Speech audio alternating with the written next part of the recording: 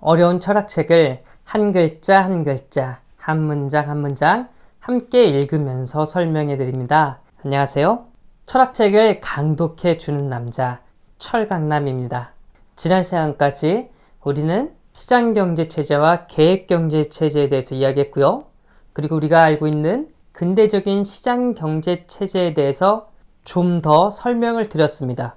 그리고 마르크스는 처음에 상품을 가지고 분석해 들어가는데 마르크스가 정의하고 이해하는 그런 상품에 대해서 조금 읽어봤어요.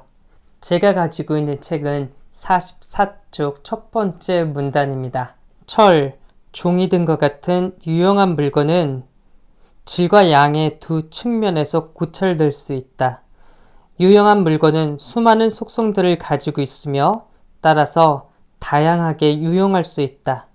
물건의 다양한 용도를 발견해내는 것은 역사의 과업이다.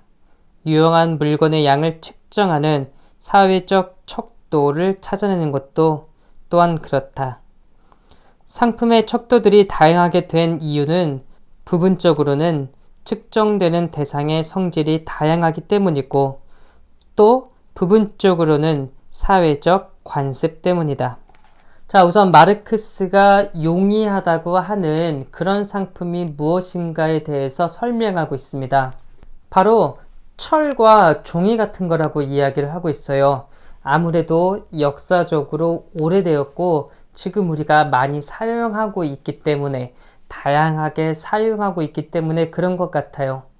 이렇게 여기저기 다양하게 사용될 수 있는 것, 유용성이 높은 것이 좋은 상품이라고 마르크스가 이야기를 하고 있습니다. 그런데 이 유용성은 어떻게 발견하는 것일까요? 어떤 하나의 상품의 유용성을 발견하는 것을 마르크스는 역사적 과업이나 사회적 척도라고 이야기를 하고 있어요. 별거 아니고요. 제가 방금 앞에서 말한 것처럼요. 역사적으로 오래된 그런 것일수록 이 유용성은 더 많이 발견되겠죠. 그래서 철 같은 경우에는 칼이나 냄비, 그릇, 수저 젓가락 같은 그런 조리도구로 사용될 수 있고요. 아니면 칼이나 창, 화살 촉각 같은 무기로도 사용될 수 있고요. 혹은 사람을 보호해주는 갑옷으로도 사용할 수 있습니다. 오늘날 이 철의 용도는 더욱더 많아져서요. 건물을 지을 때 뼈대를 이루는 것으로 정말 건물을 튼튼하게 하기 위해서 사용되는 그런 기자재로 사용되기도 하고요. 혹은 자동차에 사용되기도 하고요. 비행기에 사용될 수도 있고요. 그 외에 여러 가지로 정말 다양하게 사용될 수 있습니다. 그러니까 어떤 상품이 좋은 상품이냐는 것은 역사적으로 오래될수록 그렇고요. 또 그 사회가 유용하다고 하는 척도에 따라서, 기준에 따라서 얼마든지 달라질 수 있다고 이야기를 하고 있네요. 예를 들면 뭘까요? 옛날에 삐삐라고 하죠. 비퍼? 맞나요? 그 삐삐라는 도구가 있었을 때 처음엔 굉장히 유용했어요. 공중전화도 마찬가지인 것 같아요. 그런데 오늘날엔 더 이상 거의 사용하지 않죠. 특히 공중전화는 오늘날 찾아보기가 매우 힘들죠. 저마다 1인 1폰, 하나씩 핸드폰을 가지고 있는 사회이기 때문에 공중전화가 딱히 필요가 없기 때문이죠. 이런 것처럼 한 상품의 유용성은 역사적인 과업, 역사적으로도 내려오고 또 지금 살고 있는 사람들의 이 사회적 척도에 따라서 달라질 수 있다는 걸 염두에 두어야 한다고 마르크스가 이야기하고 있네요. 그래서 마르크스는 이렇게 상품의 유용성이 높은 이유는 이 하나의 상품이 가지고 있는 성질도 성질이고 사회적으로 어떻게 쓰고 있나 이 관습도 함께 봐야 된다고 이야기하고 있어요. 제가 유물론에 대해서 잠깐 이야기했죠.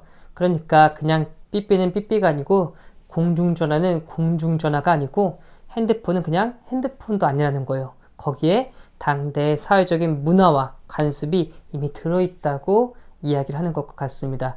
이 상품을 볼 때는 두 가지, 그것이 가지고 있는 성질, 속성 이런 것과 함께 그것을 사용하는 사회적 관습도 함께 봐야 된다고 이야기를 하고 있네요. 한 물건의 유용성은 그 물건으로 하여금 사용 가치로 되게 한다.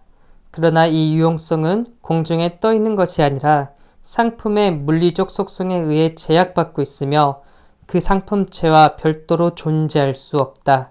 그러므로 철, 밀, 금강석 등과 같은 상품체 자체가 사용가치 또는 유용한 물건인 것이다. 상품체의 이러한 속성은 유용성을 취득하는데 인간 노동이 많이 소요되는가, 적게 소요되는가와는 관계가 없다. 사용가치를 고찰할 때 우리는 항상 일정한 양을 다루고 있다. 상품의 사용가치는 상품학이라는 특수 분야의 연구 대상이다. 사용가치는 오직 사용 또는 소비에서만 실현된다. 사용가치는 부의 사회적 형태가 어떠하든 부의 소재적 내용을 형성한다. 우리가 고찰하는 사회 형태에서는 사용가치는 동시에 교환가치의 물적 담당자다. 네, 앞에서 이야기한 것처럼 한 물건을 다양하게 사용할 수 있는 이런 유용성을 마르크스는 사용가치라고 지금 정의했어요. 그리고 이 유용성은 우리가 생각 속에서 나오거나 저 멀리 공중에 떠 있는 것이 아니고요. 언제나 구체적인 이 상품에 객관적으로 붙어 있는 거라고 이야기를 합니다. 자, 여기에서 지금 마르크스가 중요한 이야기를 하고 있는데요. 이 상품의 유용성은 우선 인간 노동이 많이 담겨 있는가, 적게 담겨 있는가, 그건 들어가 있지 않대요. 여기에서 이 상품의 유용성이 그게 중요한 게 아니라고 이야기를 하고 있어요. 그냥 단순하게 철이든 종이든 좀 더 복잡한 핸드폰이든 자동차든 그것을 사용할 때는 여기에 사람의 노동력이 많이 들었나 적게 들었나 이게 중요하지 않대요. 그냥 내가 지금 필요한 것에 적절한가 뿐이라는 겁니다.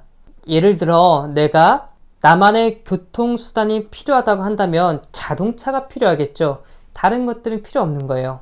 내가 나만의 통신수단이 필요하다면 핸드폰만 필요하지 앞에 이야기했던 철이나 종이나 자동차는 필요 없는 것처럼 마찬가지죠. 사용가치는 오직 우리가 이것을 구매해서 사용할 때 그 가치가 드러난다고 이야기를 하고 있어요. 그래서 이 사용가치는 그 상품의 내용에 담겨 있는 겁니다. 상품의 속성에 담겨 있는 것이라고 보시면 좋을 것 같아요. 마르크스는 상품에 담겨 있는 사용가치는 그 속성에 담겨 있는 한 분야이기 때문에 그렇게 크게 관심을 두지 않고요. 무엇에 관심을 두냐? 바로 교환가치에 대해서 관심을 둘 거예요. 우리가 무엇인가를 교환한다는 것, 즉 돈을 내서 어떤 물건을 산다고 한다면 거기엔 당연히 무엇이 담겨 있나요? 나의 필요성, 나의 욕구, 내가 사용하기에 적합하다고 하는 그런 사용가치가 담겨 있어야 되겠죠. 굳이 나한테 쓸모없는 그런 물건을 우리는 사지 않습니다.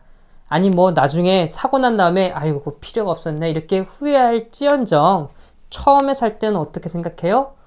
저거 내가 필요한데? 내가 생각했던 것과 딱 맞아.